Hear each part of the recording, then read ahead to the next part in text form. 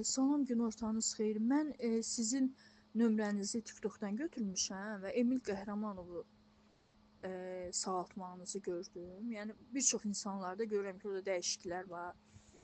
Mənim yaxın rəfiqəmin oğlu yəni o narkotik istifadəçisidir. E, yəni anasının yəni anası təhlükədədir. Yəni o yaşda o xanım işləyir. Anasını nə bilim döyür, elə vaxt olur. Çünki özündə olmur da, yəni. Ona görə o xanım deyir ki, mən bilmək istirdim də, siz onu müalicə edə bilərsiniz, ya ödənişlidir, ödənişsizdir. Bir də hardasa yatır. Hə, yəni bunu bilmək istəyirdik. Xəstəxanalarda da yatır, psixoloji. Xəstəxanalarda da yatır, psixoloji. Dispanserlərdə yatır. Narkologическada. Hə, yəni ki, o bilmək istəyir, ödənişlidir və onu götürə bilərsiniz, yoxsa yox. İş burasındadır ki, anası evin zadını satıb.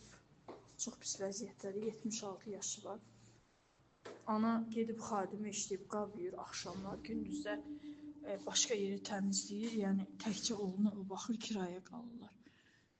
İmkanı yoxdur, amma nə qədər də onun müalicəsi bəlkə anası işləyib pul yığıb müalicə edər. Yəni o yaşda o oğlunu bəladan qurtarmaq istəyir. Oğlun 35 yaşı var.